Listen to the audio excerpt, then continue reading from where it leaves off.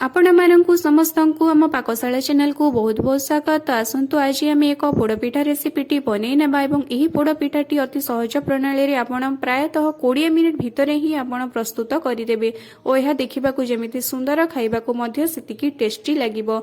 छुआ मानक देह पई मध्य यह बहुत हितकर अटे। आपण सेमानकु टिफिन रे मध्य एभली पिठा बनेकी काटिकी देई पारिबे। यह बनैबा पई मु चाउल बिरी रो यूज करू नाही। एथि पई मु कखारू बा माखन को नेकी एही पोड़ पिठाटी बनै नेउची। एथि पई मु किछि चाउल को आगरु बुतरी कि नै जाईथिली। चाउल बुतरी जिबा परे चाउल को पानी रो छाणी देइछि ओ एबे एहा को गोटे ग्राइंडिंग जार रे नेकी सेथरे अल्प टिके पानी देकी यह को फाइन पेस्ट करके बाटी नहीं। आपण ध्यान रखिबे जेमिति बैटर टी काठुआ न होए बा पाणीचिया न होए टिके बहलिया हेकी रहिबो। देखंतु मोर बैटर टेक्सचर यह को बाटी सारिबा परे आमे एबे एहा ऊपरे किछि गुजराती गुंड देई देबा ता सहित किछि चीनी देई देबा एवं यह को भला भाबरे आमे गोळेई नेबा। आपण आपनक आवश्यकता अनुसार एथिरे चीनी देई पारिबे। एबे मु कखारू को नै जाईछि ओ फाळे कखारू नेछि। कखारू नै सारिबा परे तार ऊपर मंजी तक सब एही भली काटिके मु अलगा करी देउछि। मंजी तक सब अलग कर सारिबा परे मु यह को खंड खंड करके काटिकी नहीं जाउची। आपण चाहिए एहर चोपा सब को आग चांची दे पारिबे तापरे आपण यह को काटिबे।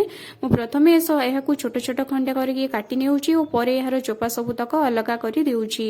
चोपा सब तक अलग कर सारिबा परे मु यह को पानी रे भल भाबरे धोई देइची ओ यह को प्रेशर कुकर रे सिझिबा पई नै जाउची। तो जदि आपण प्रेशर कुकर रे सिझौछंती तो प्रेशर कुकर रे आपण आधा गिना पर्यंत पानी देई देबे। माने टिके पानी देबे। आपणकर कखारू रो क्वांटिटी अनुसार आपण टिके पानी देबे और सेथिरे एही कखारू को आपण पकेई देबे ओ यह को 2 सीटी आसीबा पर्यंत छाड़ी देबे। 2 सीटी आसीबा परे आपण गैस रो फ्लेम को बंद कर दियंतु और यह को ठंडा हेबा पई छाड़ी दियंतु। ठंडा हला परे आपण प्रेशर कुकर लीड को खोलंतु। देखिबे आपणकर कखारूटी सिझी जाइतिबो। जदि आपण यह को कोनोसी खोला जगह रे अर्थात कड़ाई किंबा अन्य कोनोसी पात्र रे सिझौछंती तो टिके यह सिझिबा पई अधिक समय नै पारे। कखारू सबू सिझी जिबा परे आपण यह को गोटे पात्र को काढी आनिबे और यह को भल भाबरे आपण मैश करि नेबे अर्थात यह को दली नेबे बा चकटी नेबे जहा द्वारा कि यह भल भाबरे तरली जिवो। आपण चाहिए एही कखारू सीझा कखारू को ग्राइंडिंग जार रे नै कि यह को बाटिकी यार फाइन पेस्ट मध्य बनै पारिबे।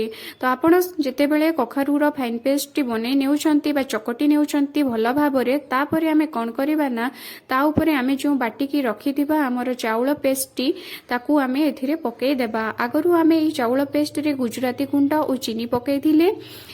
तो चाउल पेस्ट को एही कखारू पेस्ट उपरे पकई सारिबा परे यह को आमे भल भाबरे गोळेई नै जिबा जेमिति कि यह कखारू पेस्ट सहित भल भाबरे ई चाउल पेस्ट मिसी जिवो। एबे आमे कोन करिबा ना किछि कोरा गुड़ नै जिबा। कोरा गुड़ मु एथिरे नै जाईची। आपण आपणक मिठा खाइबा अनुसार एथिरे गुड़ पकई पारिबे। एबे आमे गुड़ को भल भाबरे एथिरे मिलई नेबा जेमिति कि गुड़र दाना गुड़िक खंड खंड होइकी रहिबो नाही एवं यह भल भाबरे एथिरे मिलई जिवो। गुड़ भल भाबरे मिलई सारिबा परे आपण देखिबे जे हमर बैटर रो कलर टी धीरे धीरे चेंज हेबाकू लागिची। बैटर रो कलर टी चेंज होई गलानी। हमर बैटर टी प्रस्तुत होई गलानी। एबे आमे कड़ाई गरम करिबा। गैस रे कड़ाई बसेबा। कड़ाई गरम हेबाकू देबा। कड़ाई गरम हेबा परे सेतिरे आमे गोटे चामच तेल दे देबा। एहा कम तेल रे एही पिठाटी प्रस्तुत होई पारिबो। तो एबे आमे तेल को कड़ाई रो चारिपटे लगेई देबा। कड़ाईर चारिपटे तेल लगी सारिबा परे आमे कोन करिबा ना जो बैटर टी रखितिबा ताकू धीरे धीरे एहा ऊपरे पकेई देबा। सबु बैटर तक एहा ऊपरे पकेई सारिबा परे आपण एबे एही बैटर ऊपरे किछि ड्राई फ्रूट पकेई पारिबे। मु एथिरे कळा एवं धळा राशि पकेइछि। आपण चाहिए बादाम काजू ए सबु मध्य पकेई पारिबे। नडिया मध्य पकेई पारिबे। देखिबे एही भली भाबरे जदि आपण पकोउछंती आपणकर पोड़ पिठाटी बहुत सुंदर देखा जीवो। ए सब पकई सारिबा परे आपण कोन करिवे ना गोटे घोडणी आनी की कड़ाई ऊपरे देई देबे ओ गैस रा फ्लेम को आपण लो रे ही रखंतु। लो रे रखिले यह पोड़िबो नाही। लो रे रखिकी आपण प्रायतः 10 मिनिट पर्यंत छाड़ी दियंतु। 10 मिनिट पर्यंत आपण ढांकुणी खोलिबे नाही। 10 मिनिट गला परे आपण ढांकुणी खोलिबे एवं धीरे धीरे यार तळ अंश तक को आपण कोनोसी पातिया टे नै जाई कि धीरे धीरे आपण एमिति भाबरे उठेई नेबे। देखिबे आपणकर पोड़ पिठाटी एही भली भाबरे धीरे धीरे उठेइले उठी जिवो। किंतु आपण टिके ध्यान रखिबे कहीं यह बिरी पोड़ पिठा भली टाण होई न थाए टिके नरम और तुलतुलिया होई थाए। तो आपण देखिकी यह को धीरे धीरे ଓଲଟେଇ ଦେବେ। ଓଲଟେଇ ସାରିବା ପରେ ଆମେ ପୁଣି ଢାଙ୍କୁଣି ଦେଇକି ଏହାକୁ ଆଉ 7 ମିନିଟ୍ ପର୍ଯ୍ୟନ୍ତ ଛାଡ଼ିଦେବା। 7 ମିନିଟ୍ ଗଲା ପରେ ଆପଣ ଦେଖିବେ ଆପଣଙ୍କର ପୋଡ଼ପିଠାଟି ହୋଇଯାଇଥିବ। ଆପଣଙ୍କ ଢାଙ୍କୁଣି ଖୋଲିକି ଦେଖିବେ। ଢାଙ୍କୁଣି ଖୋଲିଦେବା। ଏବେ ଆମେ ଦେଖିବା ଆମର ଅନ୍ୟ ପଟଟି ମଧ୍ୟ ଭଲ ଭାବରେ ସିଝି ଯାଇଥିବ। ଆପଣ ଏହା ହୋଇଗଲା ପରେ ଏହାକୁ ଗୋଟେ ପ୍ଲେଟକୁ କାଢ଼ି ଆଣିବେ। ପିଠାଟି ହେବା ପାଇଁ ମାତ୍ର 20 ମିନିଟ୍ ବା 15 ମିନିଟ୍ ହିଁ ସମୟ ନେଇଥାଏ। ଯଦି ନୂଆ ବନାଉଛନ୍ତି ତ ଆପଣ ଧୀରେ ଧୀରେ ଏହାକୁ ଗ୍ୟାସର ଫ୍ଲେମ୍କୁ ସ୍ଲୋରେ ରଖିକି ବନେଇବେ। ଆପଣଙ୍କର ପୋଡ଼ପିଠାଟି 15-20 ମିନିଟ୍ ଭିତରେ ହେଇଯିବ।